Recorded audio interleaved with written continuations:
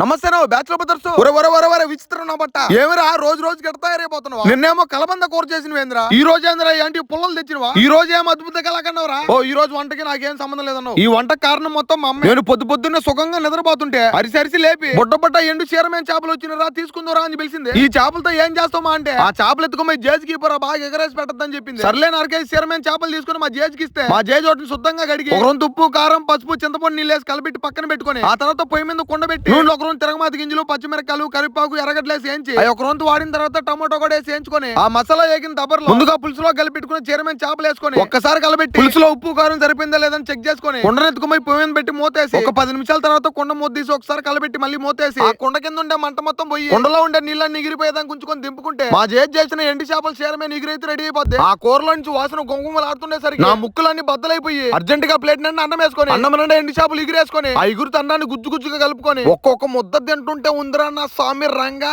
కమ్మగా కుమ్మేసింది. కానీ రితో పోతో రొడి చేతో ఒక దెబ్బేసి పడన్నావు.